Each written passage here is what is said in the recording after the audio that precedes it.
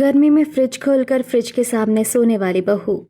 अरे यार, बड़ी गर्मी लग रही है, ऊपर से लाइट चली गई। मुझसे तो बिल्कुल भी गर्मी बर्दाश्त नहीं होती। प्रीति अपनी बालकनी में खड़ी होकर हवा खा रही थी।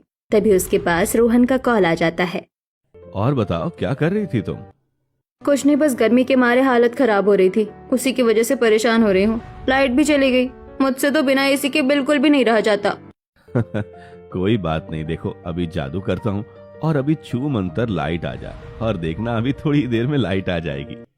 रोहन के ऐसा कहते ही लाइट आ जाती है और प्रीति काफी खुश हो जाती है। चलो शुक्र है लाइट आ गई। प्रीति अब बढ़िया एसी चलाकर आराम से कमरे में लेट जाती है। देखा ना, मेरा जादू काम आ गया। मेरे जादू की वजह से अब तुम्हें परेशान नहीं होना पड़ेगा। हाँ जी जादूगर, जरूर आपका ही जादू काम आया है ना। रहने दो, बस ये तो कोइंसिडेंस था।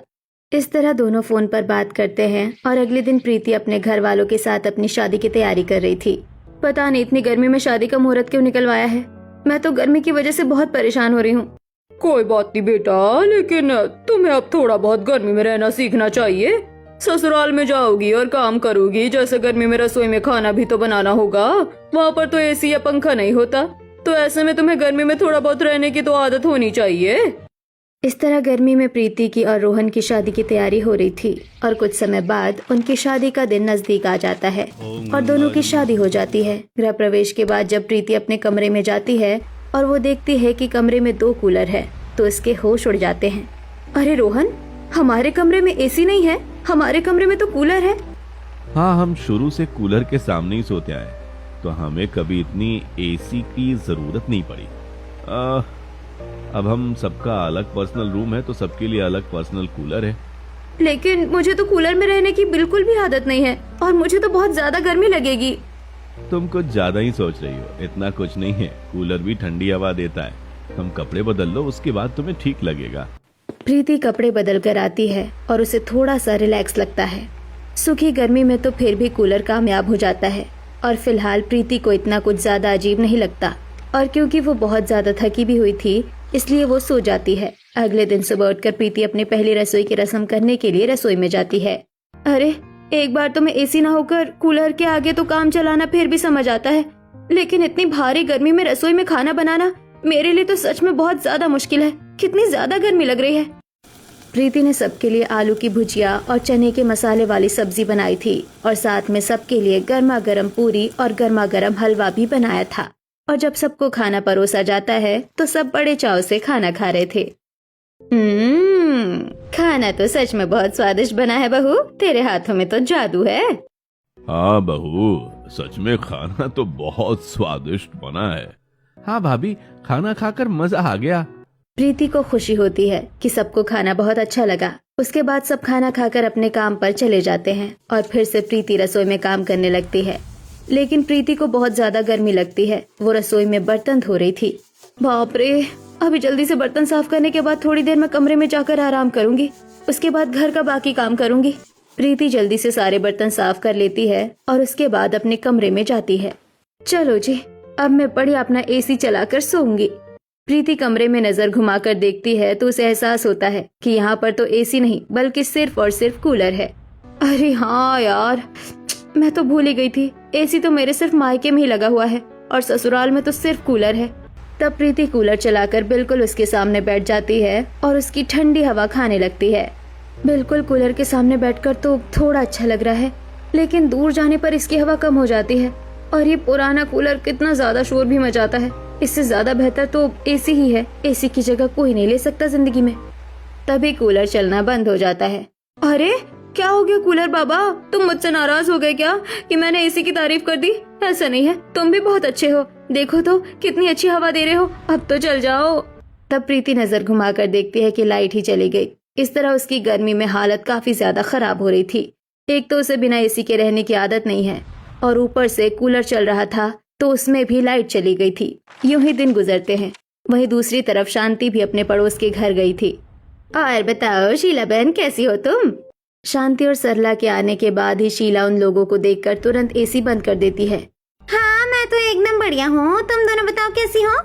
हम भी एकदम बढ़िया है। हमने सोचा कि आजकल तुम गर्मी की वजह से बाहर नहीं आती और पूरा दिन बंद कमरे में बैठकर एसी की हवा खाती रहती हो, तो सोचा कि तुमसे आकर मिल लें और तुम्हारा हाल चाल पूछ लें। अरे यार, इतनी ज्यादा गर्मी है कि क्या बताऊं, बाहर जाते ही मेरा सर घूमने लगता है।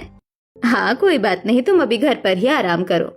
उससे बात करने के बाद शांति और सरला जब दोनों घर के बाहर आती हैं। देखो ना, मैंने तुमसे कहा था ना कि कितनी कंजूस औरत है। हमारे आते ही कैसे जल्दी से एसी का रिमोट लेकर एसी को फट से बंद कर दिया, इसीलिए मैं मना कर रही थी उसके घर आने से। कोई बात नहीं, हमारे साथ हमेशा रहती है। गर्मी से इसकी हालत खराब हो जाती है और बीपी भी तो हो जाता है, तो इसलिए सोचा कि एक बार जाकर उसका हाल चाल पूछ लेते हैं। हाँ, वैसे गर्मी का तापमान बहुत ज्यादा बढ़ता जा रहा है। सुखी घर में तो फिर भी निकल गई, कूलर में काम चल गया, लेकिन अब जो चिपचिपी गर्मी आने वाली है उसमें तो बुरा हाल होने वाला है। तभी दूसरी तरफ आज प्रीति सबके लिए दोपहर में शरबत बना रही थी और रसोई में उसकी हालत बहुत ज्यादा खराब हो रही थी। यार सच में रसोई में काम करना तो सच में बहुत मुश्किल काम है, और जो भी रसोई में गर्मी में काम करता है उसको सैल्यूट है मेरा। मुझे खुद को भी सैल्यूट मिलना चाहिए। पसीने एकदम तरबतर बह रहे हैं और यहाँ पर गर्मी से राहत मिलने का कोई सवाल ही नहीं। प्रीति पसीने से तरबतर हो रही थी, लेकिन जैसे ही वो फ्रिज खोलती है और शरबत बनाने के लिए नींबू फ्रिज में इधर उधर ढूंढ रही थी, तो फ्रिज की ठंडी ठंडी हवा जैसे उसके पसीने वाले बदन को छूती है तो उसे बहुत राहत मिलती है। ओहो, कितना ज्यादा राहत मिल रही है, मजा आ गया। इसके आगे ठंडी ठंडी हवा खाकर तो बड़ा अच्छा लग रहा है। प्रीति को जो 2 पल सुकून के मिल रहे थे उसमें वो यही भूल जाती है कि उसने फ्रिज किस लिए खोला था, और वो फ्रिज की हवा खाने के लिए वहीं बैठ जाती है। तभी पीछे से उसकी ननंद रिया आ जाती है। अरे भाभी, आप फ्रिज के सामने बैठकर क्या कर रही हो? अचानक से प्रीति डर जाती है और हड़बड़ाहट में फ्रिज के सामने से उठ जाती है। कुछ भी तो नहीं, फ्रिज में बस नींबू ढूंढ रही थी और वही नहीं मिल रहा। ओह अच्छा, शुक्र है कि अभी आपने शरबत बनाना शुरू नहीं किया था। मैं कॉलेज से जल्दी घर आ गई और मुझे पता चला कि आप शरबत बना रही हो, इसलिए बोलने आ गई थी कि मेरे लिए भी आप थोड़ा एक्स्ट्रा बना देना। हाँ हाँ, क्यों नहीं। इतना कहकर रिया वहाँ से चली जाती है और उसके बाद प्रीति थोड़ी सी फ्रिज की हवा और खाने के बाद अब शरबत बनाने लगती है। गर्मी में सब हॉल में बैठकर आराम से शरबत पी रहे थे। सच में बहू, जब भी तू शरबत बना कर देती है तो बहुत अच्छा लगता है, वरना इतनी गर्मी के मारे तो बिल्कुल जान निकली रहती है। कूलर भी चलता है लेकिन इतना कुछ फायदा नहीं होता। हाँ, इसलिए खुद को ठंडा रखने के लिए हमें थोड़ी थोड़ी देर में ठंडा पानी पीते रहना चाहिए, तभी इतनी गर्मी से राहत मिलेगी। सबको गर्मी से परेशान होता देखकर प्रीति सोचती है कि अगर हमारे घर में एसी होता तो किसी को भी गर्मी में इतना परेशान नहीं होना पड़ता। उसके बाद शाम को जब रोहन घर वापस आता है तो वो प्रीति के लिए एक सुंदर साड़ी लेकर आता है। देखो, मैं तुम्हारे लिए क्या लेकर आया हूँ।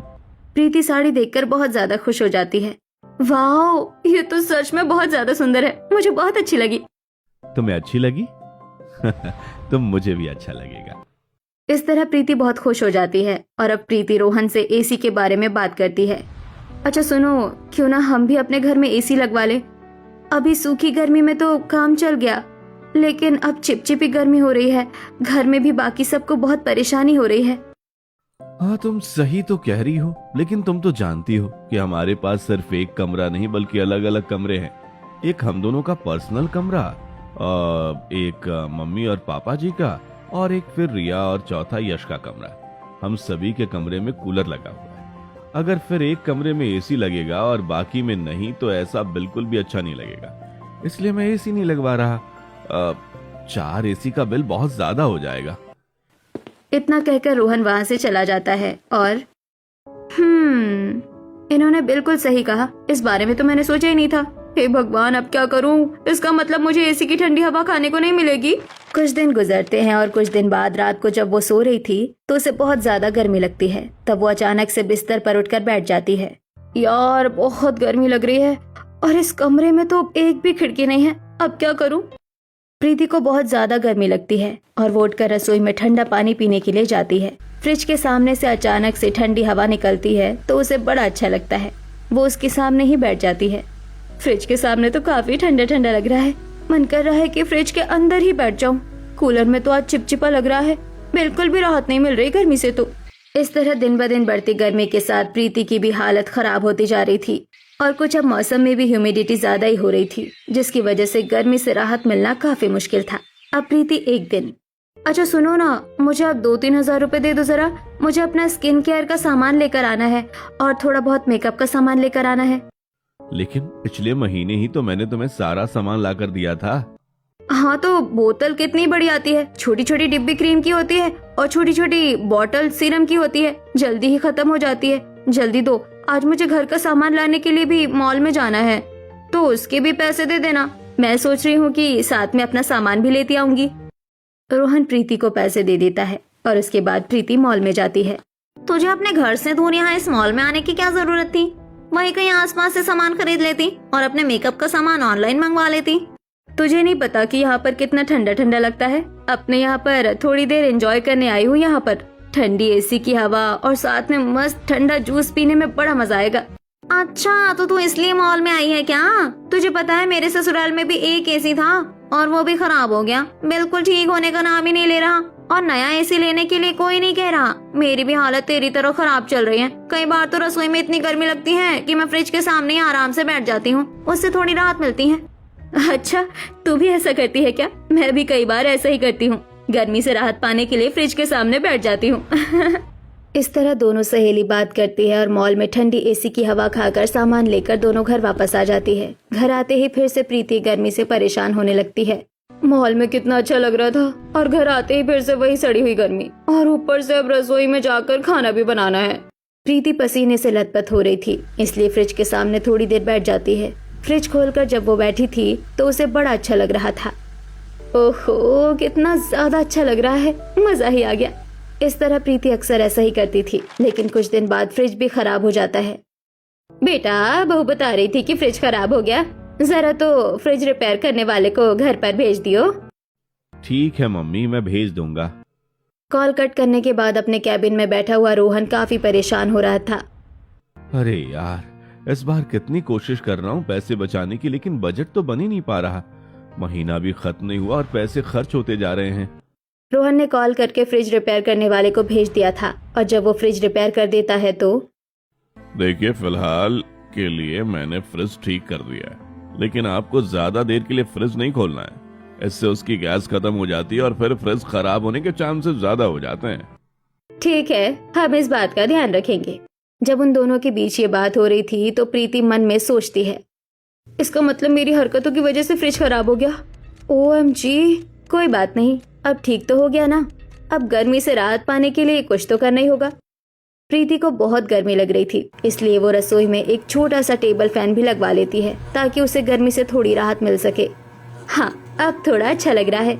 एक तरफ प्रीति रोहन को बहुत सारी चीजों के लिए बोलती रहती है और वहीं दूसरी तरफ घर में एक सदस्य बढ़ने से खर्च तो बढ़ता ही है, लेकिन इनकम उतनी ही है, तो इसलिए रोहन भी काफी परेशान हो रहा था। मुझे लगा था ज्यादा फर्क नहीं पड़ेगा, लेकिन बजट तो बहुत ज्यादा ऊपर जा रहा है। मुझे कुछ तो करना होगा, वरना ऐसे काम नहीं चलेगा। एक दिन प्रीति कमरे में जाती है और गर्मी से काफी परेशान हो रही थी, इसलिए वो कूलर के सामने ही बैठ जाती है और कूलर की हवा में उसके खुले हुए बाल बिल्कुल हवा में उड़ रहे थे। प्रीति अभी नहा कर आई थी और उसने सिर भी धोया था, इसलिए उसके बाल खुले हुए थे। अभी ठंडे पानी से नहाई हूँ, इसलिए थोड़ा सा ठीक लग रहा है, वरना तो हालत खराब हो रही थी। कूलर के सामने बैठकर प्रीति गाना गा रही थी और थोड़ा सा बैठे बैठे घूमते हुए नाच रही थी। आज मैं ऊपर, आसमान नीचे, आज मैं आगे, जमाना है पीछे।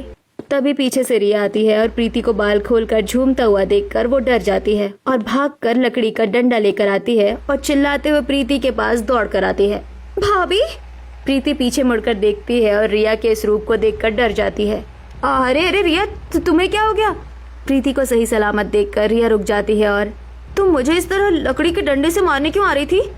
अरे भाभी, मुझे लगा कि आपने कूलर को पकड़ा है और कूलर में करंट की वजह से आप चिपक गई हैं और इसलिए ऐसे आपके बाल उड़ रहे हैं। मैं तो आपको देखकर डर गई थी, मुझे लगा कहीं करंट पकड़े जाने की वजह से आप ऐसे भूतनी की तरह कर रही हैं। क्या यार रिया, तुमने तो मुझे डरा ही दिया। ऐसा कुछ नहीं है, मैं तो अभी नहा कर आई थी और गीले बाल थे तो कूलर के आगे बैठकर थोड़ा ठंडी हवा खाने की कोशिश कर रही थी। तुमने तो मुझे भूतनी बना दिया। सॉरी भाभी, मुझे नहीं पता था कि आप ऐसा कुछ कर रही है। अब जब शाम को रोहन घर वापस आता है तब प्रीति, अच्छा सुनो, मेरे पास एक आइडिया है। हम एक एसी ले लेते हैं और उसे हॉल में लगा लेते हैं। उसके बाद हम सब एक एसी में सोएंगे और इस तरह बिल भी ज्यादा नहीं आएगा। देखो, मैंने तुमसे कहा ना कि अभी एसी नहीं लगा सकता। लेकिन क्यों नहीं लगा सकते? अब तो मैंने आइडिया भी दे दिया है, अब तो हमें एसी लगवा ही लेना चाहिए। अब रोहन बहुत ज्यादा भड़क जाता है और उसे प्रीति पर बहुत ज्यादा गुस्सा आता है। बस बहुत हो गया, जब देखो हमेशा बस कभी एसी कभी कुछ कहती रहती हो। तुम्हें बस अपने आप से फर्क पड़ता है और किसी से नहीं। तुम्हें बस अपनी जरूरत पूरी करनी है और तुम किसी के बारे में कुछ नहीं सोचती। जब देखो बस हर छोटी छोटी चीज के लिए जिद करती रहती हो। अरे 2 साल की बच्ची हो क्या? रोहन ने जो भी बातें कही, ये सभी बातें प्रीति के सीधा दिल पर जाकर लग जाती है और उसे बहुत बुरा लगता है। आप मेरे बारे में ऐसा सोचते हो? आप भला मेरे बारे में ऐसा सोच कैसे सकते हो? अरे मैंने आपसे ऐसी कौन सी डिमांड कर दी जो आप मुझे इतना भला बुरा कह रहे हैं? डिमांड तो तुम हमेशा करती रहती हो। कभी तुम्हें किचन में टेबल फैन चाहिए, कभी तुम्हें स्किन केयर चाहिए, कभी तुम्हें एसी चाहिए। लेकिन वो सब तो काम की ही चीज है और मैंने कोई बेवजह की चीज तो नहीं मांगी ना आपसे। इस तरह दोनों का झगड़ा बहुत ज्यादा बढ़ जाता है और प्रीति गुस्से में वहाँ से बाहर आ जाती है। बस बहुत हो गया, अब मैं ना तो कुछ फालतू सुनूंगी और ना ही अब मुझे कुछ और बर्दाश्त करना है। मुझे अब एक कमरे में भी नहीं सोना। प्रीति और रोहन की लड़ाई कुछ ज्यादा ही बढ़ गई थी, जिसकी वजह से अब प्रीति कमरे में रोहन के पास वापस नहीं जाना चाह रही थी। लेकिन वो और कहीं भी नहीं जा सकती थी और गर्मी से उसकी हालत खराब हो रही थी। बहुत ज्यादा गर्मी लग रही है, अब क्या करूं? प्रीति किचन में जाती है और फ्रिज खोलकर उसका ठंडा पानी पीती है और उसे उसके सामने बैठकर काफी अच्छा लगता है। तब वो बगल में ही अपना टेबल फैन भी चला लेती है। प्रीति को बहुत ज्यादा गुस्सा आ रहा था और उसका दिमाग बहुत खराब हो रहा था, तो उसका कुछ भी करने का मन नहीं था। फ्रिज की ठंडी हवा के सामने उसे कब नींद आ गई उसे पता भी नहीं चला और सुबह उसकी आँख खुली तो उसके होश उड़ गए। OMG, ये क्या? इसका मतलब मैं पूरी रात फ्रिज खोलकर फ्रिज के सामने ही सो गई थी। हे भगवान, लेकिन मुझे इतना कुछ बुरा भी नहीं लगा, सब ठीक था। ठंडा फर्श था, टेबल फैन था और साथ में फ्रिज की भी थोड़ी कूलिंग थी। इस तरह प्रीति को यहाँ पर आइडिया आ जाता है कि वो किस तरीके से अब से रोज रात को फ्रिज के सामने उसका दरवाजा खोलकर सोने लगी थी। रोहन और प्रीति भी एक दूसरे से बात नहीं कर रहे थे। ये सब घर वाले शायद थोड़ा थोड़ा नोटिस कर पा रहे थे। जैसे कि एक दिन, अरे रिया, क्या तुम एक बार किचन से मेरा लंच बॉक्स ला सकती हो? मुझे ऑफिस के लिए देर हो रही है।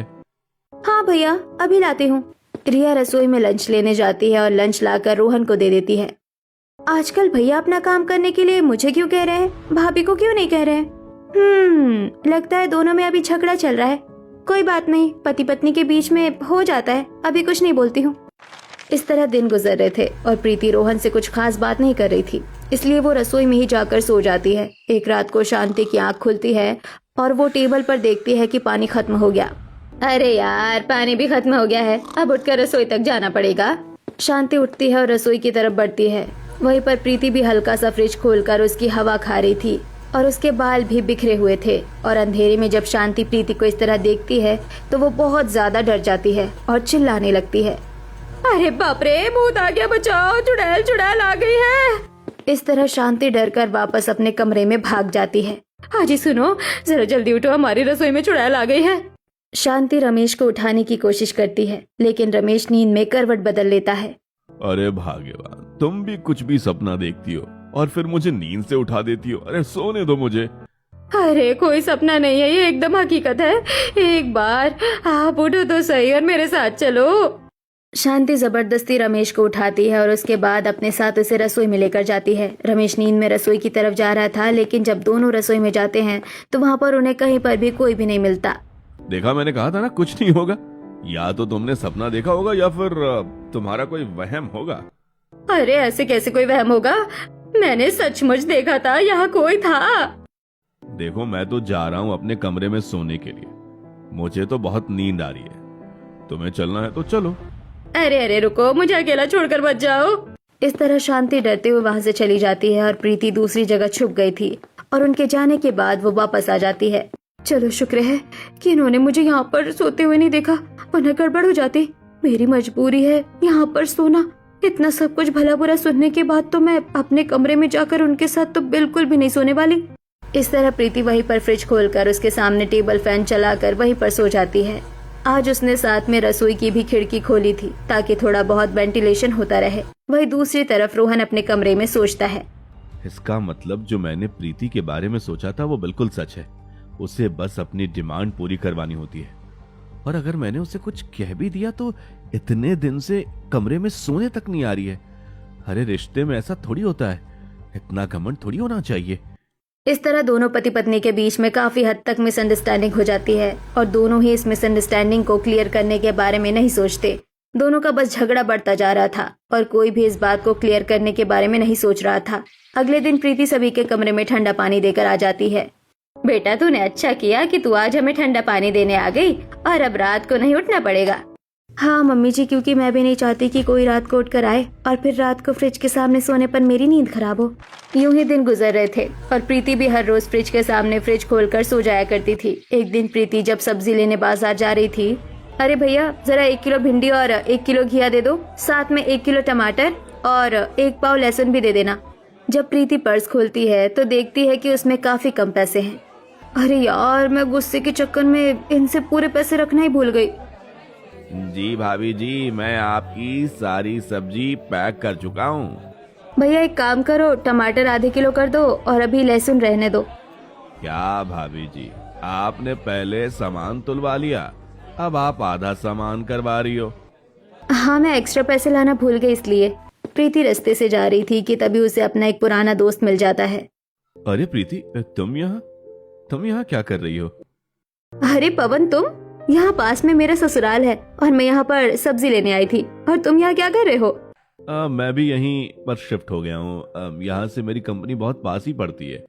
इस तरह दोनों बात करते हैं और उसके बाद सब्जी लेकर प्रीति घर वापस आ जाती है। और काफी दिन से उसकी और रोहन की बात नहीं हो रही थी, इसलिए प्रीति इसी बहाने से उससे बात करने की कोशिश करती है। मुझे कुछ बात करनी थी कि घर में राशन लाने और सब्जी लाने के पैसे खत्म हो गए, इसलिए मुझे पैसे दे दीजिए। इस बात पर रोहन टेढ़ी मुस्कान मुस्कुराते हुए कहता है, वही मैं सोचूं कि तुम मुझसे बात करने कैसे आ गई। मामला पैसों का है, पैसे चाहिए तो तुमने मुझसे बात कर ली, वरना तुम्हें कोई फर्क नहीं पड़ता है। आपकी इतनी हिम्मत, फिर से मेरे ऊपर इस तरह का इल्जाम लगाया। आपको ऐसा क्यों लगता है कि मैं सिर्फ पैसों के लिए ही आपसे बात करने आती हूँ? क्योंकि यही हकीकत है। इतने दिनों से तुमने मुझसे बात नहीं की और अब जब पैसों की जरूरत है तो तुम मुझसे बात करने आती हो। आपने भी तो उस दिन मुझे कितना कुछ भला बुरा कहा था। आपने अपनी गलती एक्सेप्ट नहीं की और ना ही मुझे बुला कर लाए। अरे मैंने भला ऐसा क्या कर दिया जो मुझे इतना भला बुरा सुना दिया था? अरे जब मेरे खर्चे ही नहीं उठा सकते तो फिर मुझसे शादी करने की क्या जरूरत थी?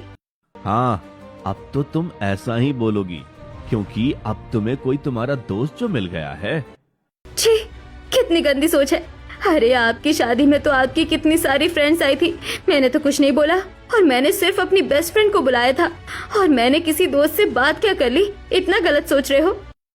इस तरह दोनों की बहस आज कुछ ज्यादा ही बढ़ जाती है और उन दोनों की लड़ाई की आवाज बाहर हॉल में बैठे सभी घर वालों तक पहुंच जाती है। उसके बाद सब दौड़कर उनके कमरे में आते हैं। मुझे तो इतने दिनों से लग ही रहा था कि तुम दोनों के बीच में कुछ ठीक नहीं चल रहा, लेकिन तुम दोनों को इस तरीके से लड़ाई नहीं करनी चाहिए। मम्मी जी, मुझे भी लड़ाई की वजह अब तक समझ नहीं आ रही है, लेकिन इन्होंने जिस हिसाब से मुझसे बात की है उस हिसाब से मुझे अब इनसे कोई बात नहीं करनी। हाँ तो ठीक है, मुझे भी तुमसे बात करने का कोई शौक नहीं है। इस तरह प्रीति गुस्से में वहाँ से चली जाती है और उसके बाद रमेश भी रोहन को समझाने की कोशिश करता है। बेटा, तुम्हें बहू को इस तरीके से इतना ज्यादा भला बुरा नहीं कहना चाहिए। अरे बहू अपना सब कुछ घर परिवार छोड़कर यहाँ पर आई है और यहाँ पर मैनेज करने की कोशिश कर रही है, तुम्हें उसे समझना चाहिए। मैं कितना समझू पापा, मैं भी इकलौता कमाने वाला हूँ, लेकिन कोई भी मुझे समझने की कोशिश नहीं करता है। इस तरह घर में झगड़ा थोड़ा ज्यादा बढ़ जाता है और ये सब देखकर यश रिया को कहता है, अगर शादी के बाद इतना सब कुछ देखने को मिलता है तो मुझे शादी करने का कोई शौक नहीं है बिल्कुल। अरे ये सब छोड़ो, हमें भैया भाभी का झगड़ा ठीक करने के लिए कुछ करना चाहिए। आज रात को तो झगड़ा और भी ज्यादा बढ़ गया था, इसलिए गुस्से में प्रीति रसोई में ही टेबल फैन चलाकर और उसके सामने फ्रिज खोलकर सो जाती है। और फ्रिज के सामने जब वो लेटी थी तो इस बार जब तक वो माफी नहीं मांगेंगे तब तक मैं उन्हें बिल्कुल भी माफ नहीं करने वाली हूँ। दोनों का झगड़ा बहुत बढ़ जाता है और आज रिया जब रात को बाहर आती है तो वो प्रीति को रसोई में फ्रिज के सामने फ्रिज खोलकर सोता हुआ देख लेती है, लेकिन वो फ्रिज खुला है उसे पर ज्यादा ध्यान नहीं देती है। हे भगवान, ये लड़ाई तो कुछ ज्यादा ही बढ़ गई है और इसे खत्म करने के लिए हमें कुछ न कुछ तो जरूर करना होगा। आज रात को फिर से प्रीति फ्रिज खोलकर उसके सामने सो रही थी, तब शांति वहाँ पर आती है। अच्छा, इसका मतलब तुम हर रोज यहाँ पर अलग सो रही हो। अगर बेटा तुम दोनों के बीच में ऐसा ही रहा तो कभी तुम दोनों का रिश्ता ठीक नहीं होगा। तुम दोनों को आपस में बात करनी चाहिए, इसलिए तो फ्रिज खराब हुआ था और हमने इसे ठीक करने के लिए इतनी बार इतने पैसे दिए। तुमको थोड़ा सोचना चाहिए था ना। इस बात पर प्रीति शर्मिंदा हो जाती है। मुझे माफ कर दीजिए मम्मी जी, मैं आगे से ध्यान रखूंगी। शांति प्रीति को डांट कर वहां से चली जाती है। अगले दिन रिया 2 फूल के बुके लाती है और उसके बाद उस पर छोटी सी प्यारी सी चिट्ठी लिखती है और एक रोहन के ऑफिस भिजवा देती है और एक प्रीति के पास दे देती है। क्या ये सच में तुम्हारे भैया ने भेजा है? हाँ भाभी, इतना कहकर रिया वहां से चली जाती है। प्रीति उसमें से नोट निकाल कर पढ़ती है। उसमें लिखा था कि मुझे माफ कर दो, आगे से ऐसा नहीं करूंगा। नोट पढ़ने के बाद प्रीति को खुशी होती है। चलो अच्छा है कि इन्हें अपनी गलती का एहसास हो गया। प्रीति खुश हो जाती है और उधर से रोहन भी खुश होकर ऑफिस से घर आ जाता है। और अच्छा है कि तुम्हें अपनी गलती का एहसास हो गया और तुमने जो फूल भेजे थे बहुत अच्छे थे, मुझे काफी अच्छे लगे और मुझे भी अपनी गलती का एहसास हो गया। मैंने तो आपको कोई फूल नहीं भेजे, लेकिन हाँ, जो आपने फूल मुझे भेजे हैं वो बहुत अच्छे हैं, इसलिए मैंने भी आपको माफ किया। ये बात सुनकर दोनों को फिर से मिसअंडरस्टैंडिंग हो जाती है। और अरे मेरी गलती थोड़ी है जो मैं तुमसे माफी मांगूंगा, और मैंने तुम्हें कोई फूल नहीं भेजे हैं। हाँ, तो मैंने भी कोई फूल नहीं भेजे। इस तरह फिर से दोनों की लड़ाई बढ़ जाती है और उनकी लड़ाई सॉल्व करने के लिए सब वहाँ आते हैं। बस करो भैया, भाभी, आप दोनों भी क्या इस तरह हमेशा ही लड़ते रहोगे? अरे जब आप दोनों के पास माफी वाला बुके आया तो आप दोनों एक दूसरे को माफ करने के लिए तैयार हो गए। मतलब आप दोनों को ही सामने वाला माफी मांगे तो सब ठीक हो जाएगा, लेकिन खुद से माफी नहीं मांगनी। अरे किसी भी रिश्ते को ठीक करने के लिए बीच में ईगो नहीं आना चाहिए। भैया आपकी गलती है, आपको भाभी पर गलत इल्जाम नहीं लगाने चाहिए थे। हाँ रिया बिल्कुल ठीक कह रही है, तुम दोनों को इस तरह हमेशा नहीं लड़ना चाहिए। ऐसे रिश्ते कमजोर होते हैं और दोनों एक दूसरे के ऊपर इल्जाम लगा रहे हो। अरे कम से कम बैठकर एक दूसरे की बात को समझो तो सही। सभी के समझाने के बाद दोनों को अपनी गलती का एहसास होता है। मुझे भी शायद समझना चाहिए था कि मैं आपसे ज्यादा डिमांड नहीं कर सकती। आज के बाद मैं कभी कोई भी चीज खरीदने के लिए नहीं बोलूंगी। मुझे कॉम्प्रोमाइज करना चाहिए और मुझे ये एडजस्ट करना सीखना चाहिए। ये बात सुनकर रोहन को बहुत बुरा लगता है। मुझे माफ करना, मैंने कुछ ज्यादा ही भला बुरा कह दिया था। दरअसल सैलरी उतनी है और अब खर्च कुछ ज्यादा ही बढ़ रहा है। हर महीने किश्त देनी पड़ती और बढ़ते खर्च को देखकर मुझे बस बहुत गुस्सा आ जा रहा था, और वो सारा गुस्सा उस दिन फूटकर तुम्हारे ऊपर निकल गया था। बस इसलिए वही फ्रस्ट्रेशन बढ़ती गई और तुम्हारे ऊपर गुस्सा बढ़ता गया। मुझे लगा तुम्हें बस एसी चाहिए और अपने आप से मतलब, इसलिए गुस्से में भला बुरा कह दिया। मुझे माफ कर दो, आगे से ऐसा नहीं होगा। इस तरह फाइनली दोनों की मिसअंडरस्टैंडिंग क्लियर हो जाती है और झगड़ा भी खत्म हो जाता है। मेरा वो दोस्त मुझे वर्क फ्रॉम होम करने के लिए बोल रहा था। मैंने अपना काम शुरू किया है और मैं उसी सैलरी में से एसी लगवा लूंगी। अब से हम में से किसी को भी गर्मी में परेशान नहीं होना होगा और हम सब यहाँ पर हॉल में सब साथ में सोएंगे। लेकिन बेटा इसका बिल बहुत ज्यादा आएगा। नहीं मम्मी जी, ये इन्वर्टर एसी है और हम कम टेम्परेचर पर रखकर सोएंगे तो बिल उतना ज्यादा नहीं आएगा। जितना 4 कूलर का बिल आता है उतना ही अकेला एसी तो मैनेज कर सकता है। हम सब साथ सोएंगे। अपनी पत्नी को सबके बारे में इतना सोचते हुए रोहन को काफी अच्छा लगता है और उसे अपनी गलती का एहसास होता है। और कुछ टाइम बाद वो घर में एसी लगवा लेते हैं और तभी रोहन प्रीति से थैंक यू सो मच। आगे से मैं ध्यान रखूंगा कि तुम्हें कोई तकलीफ ना पहुंचाऊं। कोई बात नहीं, फिलहाल आज हम सब एसी का मजा लेते हैं और अब मुझे फ्रिज खोलकर उसके सामने नहीं सोना होगा। हाँ बहू, तूने भी अलग ही तरीका निकाला था फ्रिज के सामने सोने का। और तो और तुझे देखकर तो मैं डर ही गई थी कि हमारे घर में भूत आ गया। इस तरह सब ठीक हो जाता है और अब प्रीति को भी फ्रिज खोलकर उसके सामने नहीं सोना पड़ता।